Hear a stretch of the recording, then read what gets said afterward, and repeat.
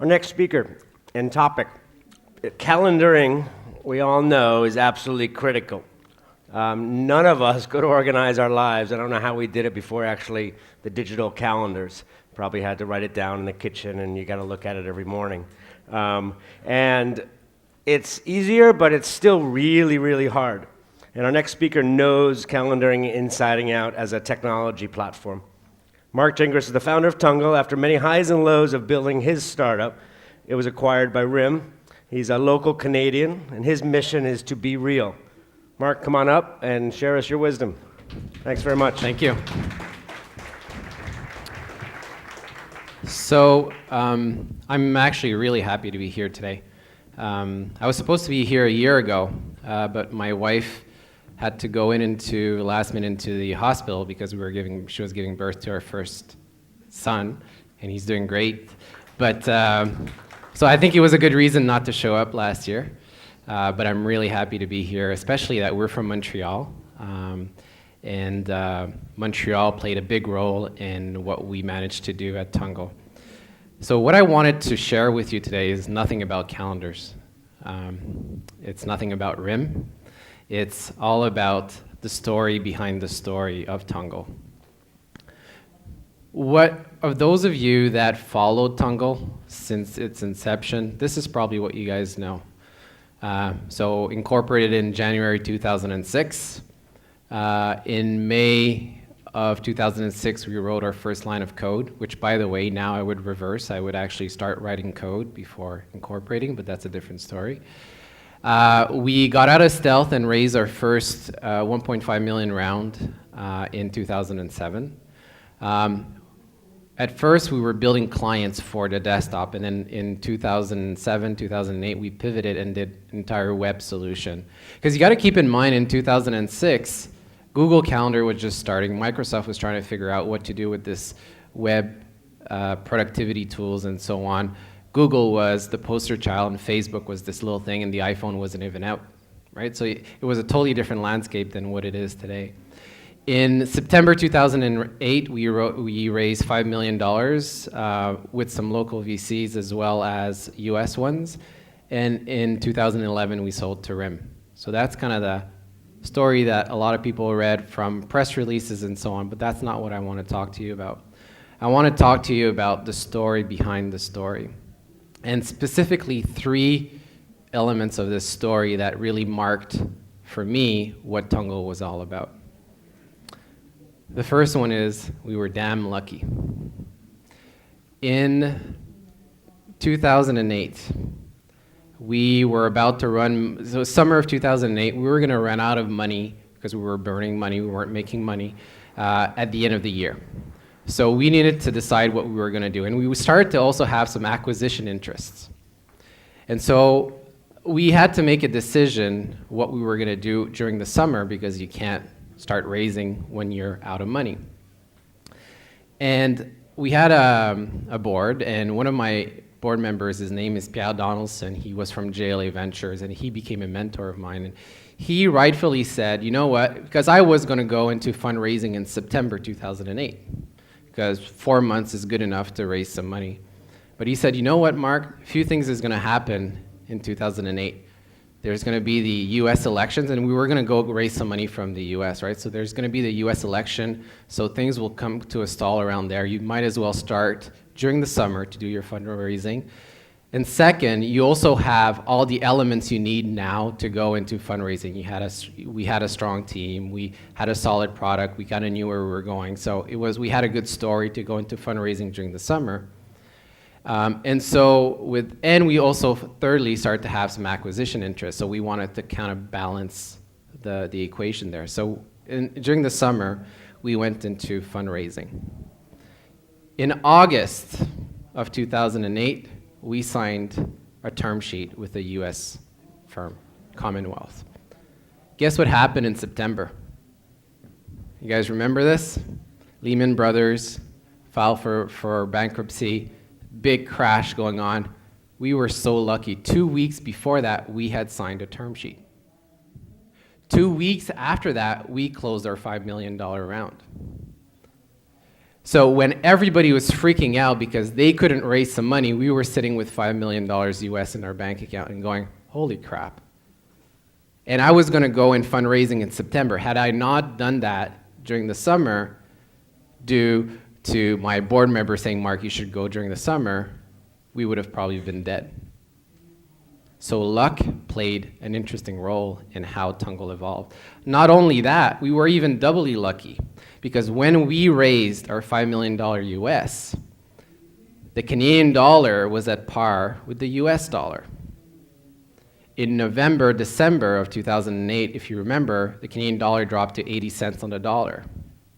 So we actually made a profit that year because we took our US dollars and transferred them into Canadian dollars. So that 5 million became a $6 million round. So luck plays a big role in all your ventures when you start a company. We had to play the game and be smart about it, but we couldn't have predicted that. But it happened for us. So although a lot of startups were unlucky because of this, this actually played in our favor. And all our competitors, they were running out of money, and we had money in our bank account. So that's the first story that I wanted to share with you guys today. The second one is one of focus. And again, in 2008, you got to keep in mind we had now roughly $6 million US in our bank account. We were a team of 12 people. And it was easy to decide to start going gangbusters, to spend in marketing, spend in hiring people, spend in going to conferences and sponsoring events so that we could get our name out. But it didn't seem right to me. I don't know if you guys remember back in 2008, Sequoia had sent a PowerPoint to all their startup companies saying, this is a problem time. If you have only a few months of runway in front of you, fire people. If you have only 2 months or whatever of cash, you're gonna fall anyways. Preserve your cash. There was all these signs going that you need to preserve your cash. But more importantly, for the company, we had just launched our web service and we weren't getting the conversions that we needed. Like we weren't getting the metrics that we should for a web service. So instead of spending the money and really helping to really help align people, especially my new investors that had just put $5 million and they were like, you guys need to go gangbuster and grow like crazy, we weren't hitting those metrics. So instead, you guys can't probably see it, I came up with the concept to keep everybody focused on the Tungle hierarchy of needs. You guys probably know the Mozilla Pyramid, right? For those of you that don't, it's more of a at the basics, human beings need to have food and water. After that, they need to feel safe. And after that, and it's only after going from one level to the other that you can get to, you know,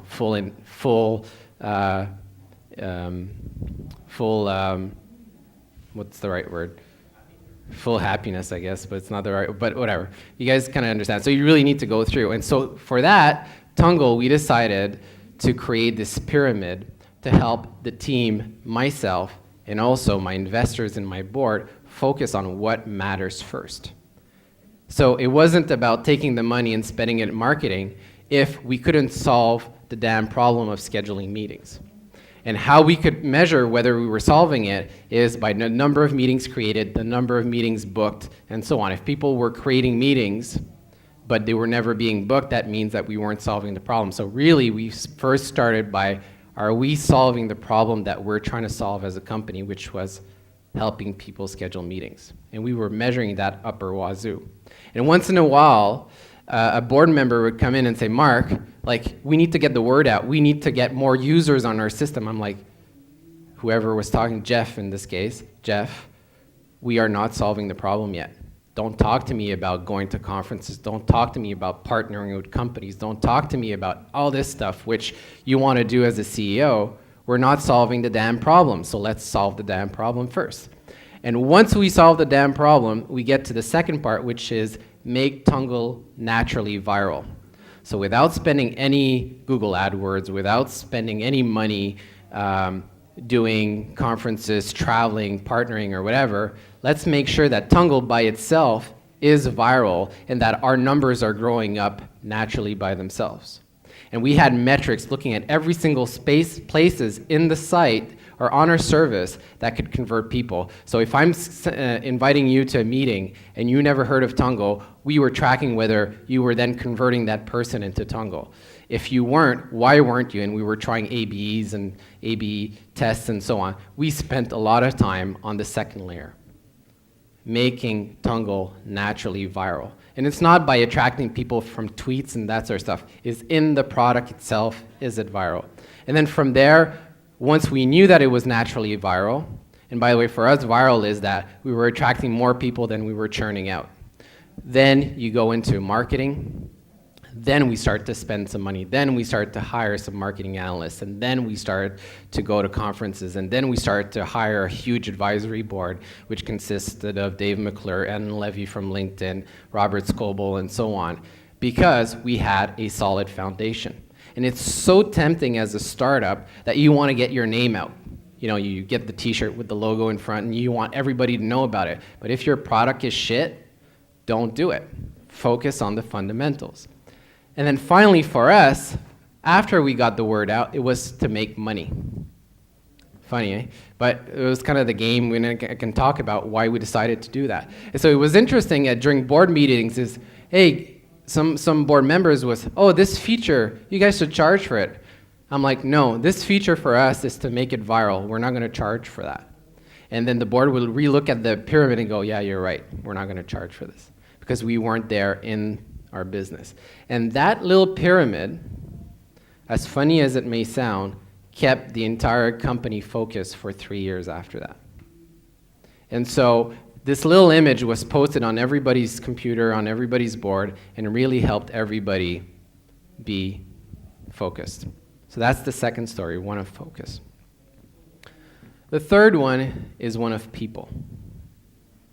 Tungle is all about the people that we met, that we partner with, and all the stories that you have behind it. And one particular I want to share with you guys today. This is Vitaly. No, he's not a protesting student. He was actually kidding around in the office one of these days. Vitaly came from the University of Waterloo. And I remember we were hiring a number 4 or number 5 employee, and that was him. And I went to actually Waterloo to interview the guy, and we didn't have an office, and it was the summer. And it was probably one of the hottest days in the summer, and he came in with a suit because, you know, he was really excited about getting an interview for a job, graduating. And we didn't have an office, so I actually interviewed him outside. I was in shorts, t-shirt, very comfortable. He was in a suit and so on. And I purposely didn't tell him to take out his sweater, just his jacket, because I wanted to see if he was going to withstand the heat. And he stood in there, and for 45 minutes in the sun, asking a shitload of different questions, technical ones, personal ones, and so on, he actually still wanted the job. So we figured that he's crazy enough to work for us. So we hired him. He would come in, like he was really a new grad. He would come in days in the office with his swimsuits on because he forgot to do his laundry. Like he was really like a new grad type of guy. A year or so later, we were interviewing for a marketing analyst. And Vitaly was not part of this interview process. And I interviewed this girl, her name was Jana, and she was really smart and really good. And she left, and then I got out of the interview room, and I went directly to Vitaly, and I'm like, Vitaly, I just interviewed your future wife. He's looking at me crazy, like crazy as I was, but finally we didn't hire Jana, so we didn't hire his future wife. We hired someone else called Aaron. A year later, I get a voicemail on my office phone. And it's someone saying, hey, I'd like to do a reference check for an apartment that's being rented, for apartments that are being rented by Aaron and Vitaly. And I'm scratching my head going, huh? So I call them up and I say, hey, it's funny that I have 2 employees that are renting 2 apartments with the same landlord at the same time. And the landlord goes, yeah, we have a few of those in our office. And I'm like, huh?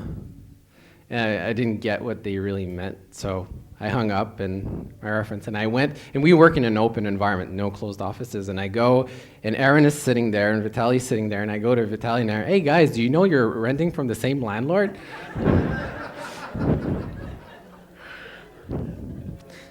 And Aaron turns red. Vitaly just goes, and then he continues coding away. So I'm like, this is odd. Okay, whatever. So I go and sit back at my desk. Then I get a Skype message from Erin. She's literally sitting right in front of me, so she could talk to me. Marc, I have something to tell you. I'm like, what? What's wrong? Vitaly and I are moving in together. I'm like, oh, like roommates.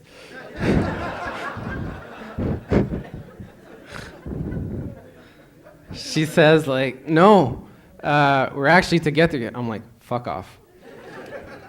And she's like, and then I go like this, and she looks at me, and I'm like, no way.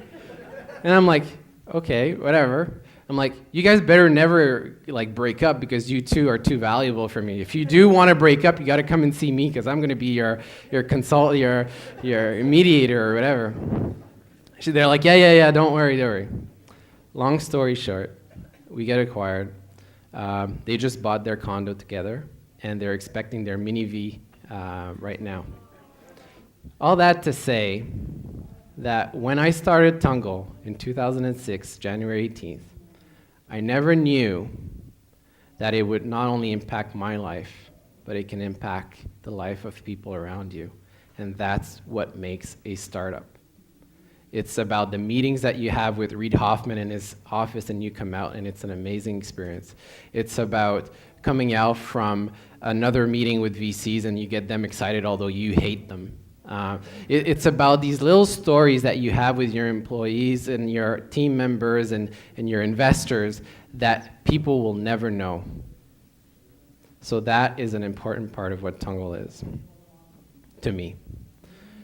With that, I'll just end with a few miscellaneous facts about Tungle pre-acquisition. Although at the time of the acquisition, we were 21 people, and we still are, by the way. 52 people worked within Tungle. Either they left or they weren't the right fit, and we had to let them go. But at the time, we grew from 2 people all the way to 20, and always kept around those numbers. Never had to downsize. It's just in a startup over 5 years, you see a lot of people come in and out. We had 205 open source components for the geeks in you. It's kind of interesting. We signed over 122 NDAs with different partners. And trust me, when you do a due diligence, that's a lot of NDAs to scan. We moved 3 times because our offices were not big enough. We got, an additional to the funding that we raised, we also got about $2.4 million from the Canadian government. You can't get that anywhere else. We're so lucky. We had 3 floods. I remember Jason coming in with his rubber boots in the office because we had a lot of water in our office. And we've played over 4,723 foosball games. And how do we know that? We actually built a software to track who was the best players and so on. So that is what a startup is all about, and that's what it was to me. So I'm really thankful for you guys to have listened to me share that story with you. Thank you.